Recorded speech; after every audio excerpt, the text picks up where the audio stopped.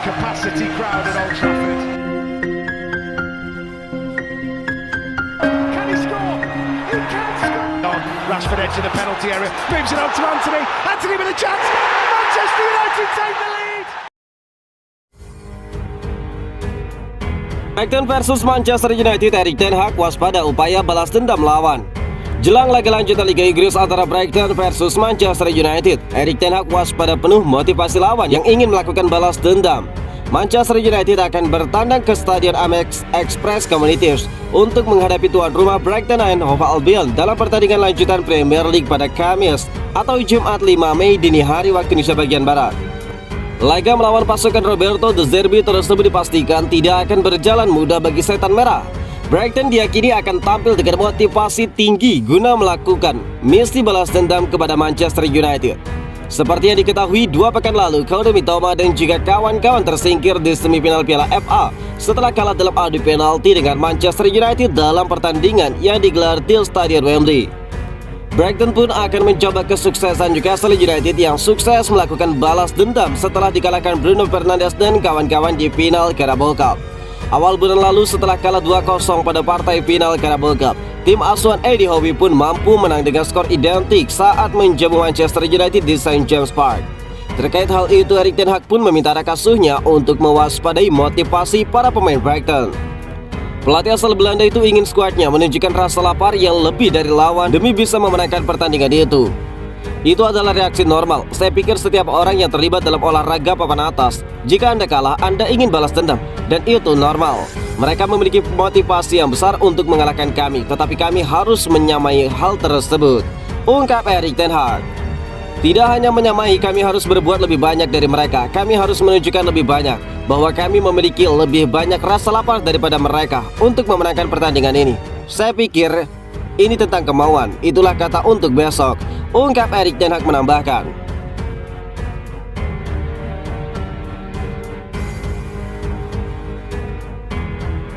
Roberto De Zerbi diragukan bisa tampil menemani Brighton saat melawan Manchester United.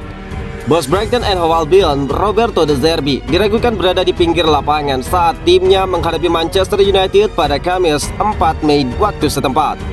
Pria asal Italia itu membatalkan konversi persnya pada hari Rabu 3 Mei waktu setempat karena dia tidak sehat dan tetap di rumah untuk memulihkan diri dari sakit yang dideritanya. Masih belum jelas apakah dia akan merasa lebih baik pada saat pertandingan melawan United di Amex besok malam. Asisten dan juga temannya sedang memimpin latihan saat dia absen dan akan berada di pinggir lapangan pada laga besok jika De Zerbi tidak bisa menemani timnya. The Seagulls telah beberapa kali tanpa Roberto De Zerbi di musim ini karena pelatih asal Italia itu menerima larangan berada di pinggir lapangan sebanyak 2 kali di musim ini. Dalam ketidakhadirannya sebelumnya, Brighton memenangkan 2 pertandingan tersebut tanpa kebobolan. Pertama, mereka menang 4-0 atas West Ham United sebelum mengalahkan Grimby 5-0 di Piala FA. Pelatih asal Italia itu memiliki kepercayaan penuh pada asistennya yang sebelumnya dia gambarkan seperti keluarga baginya karena mereka menghabiskan setiap hari bersama baik bekerja maupun hidup. Kemenangan atas Setan Merah akan membawa Brighton anak asuh dari De Zerbi ke urutan ke-6 di Liga Premier. Pertandingan tersebut merupakan ulangan dari semifinal Piala FA di musim ini, di mana The Seagulls tersingkir melalui adu penalti saat United melaju ke final dan menciptakan derby Manchester di final kemudian nanti.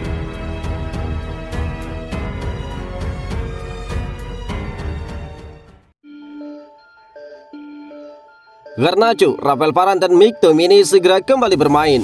Dalam pertandingan Brighton versus Manchester United, Erik ten Hag masih belum bisa menurunkan sejumlah pemain andalannya.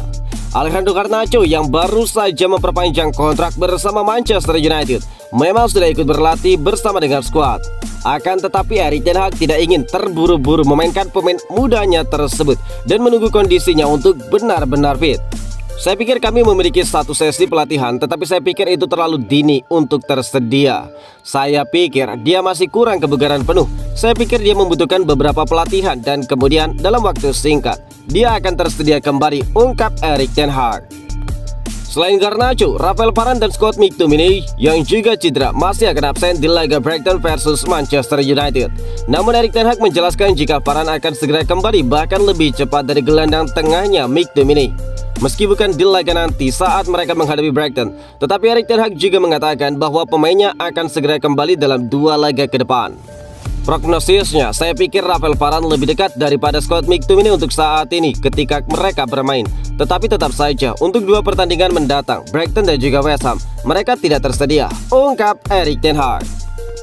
Manchester United sendiri saat ini berada di posisi keempat klasmen sementara Liga Inggris dengan poin 63 dari 32 pertandingan. Apabila United bisa mengalahkan Brighton, mereka akan naik ke posisi ketiga klasmen untuk menggeser Newcastle yang saat ini mempunyai 65 poin dari 33 laga. Kembalinya para pemain dari cedera yang mereka derita sangat dibutuhkan oleh Erik ten Hag untuk tambahan tenaga dalam mengarungi akhir kompetisi di musim ini agar bisa finish di posisi terbaik.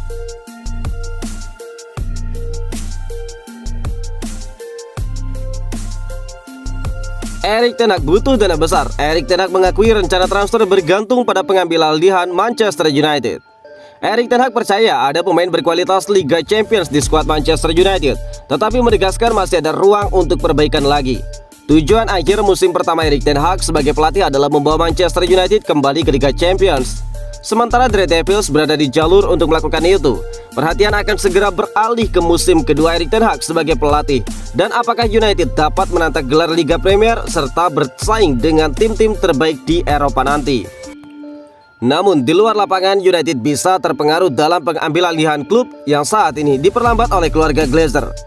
Keluarga Glazer belum mengungkapkan tanggapan mereka atas ketertarikan dari Sir Jim Ratcliffe dan juga Sheikh Jassim bin Hamad Al Thani dalam keputusan final.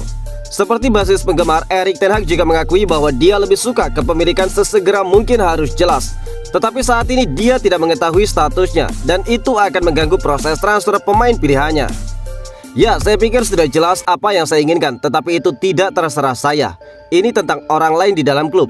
Glazer adalah pemiliknya, mereka membuat keputusan. Itu bukan terserah saya. Jadi saya melakukan semua yang saya bisa dan saya mempengaruhi proses yang saya tangani saja, ungkap Erik ten Hag. Dengan itu, Erik ten Hag mengaku tidak punya pilihan lain selain fokus pada staf bermain saat ini. Jadi, saya hanya fokus pada peningkatan skuad, pengembangan tim. Jadi, saya harus memastikan tim berkembang dan saya fokus pada hal itu. Klub harus bersaing untuk yang tertinggi di dunia Liga Champions, Liga Premier. Tetapi dalam sepak bola, Anda membutuhkan dana untuk membangun skuad karena pada akhirnya level dari pemain Anda menentukan apakah Anda sukses ataupun tidak. Semua orang tahu Anda membutuhkan dana untuk membangun skuad dan pemain level tinggi menghabiskan banyak uang dan itulah situasi sepak bola top untuk saat ini, ungkap Erik ten Hag. Ketidakpastian seputar jendela transfer disebabkan oleh keluarga Glazer. Mereka telah memperlambat proses pengambil alihan dalam upaya mendapatkan lebih banyak uang dari para penawar. Capacity crowd at Old Trafford. Can he score? He can score. Rashford edge of the penalty area, moves it on to Anthony. Anthony with a chance. Manchester United take the lead.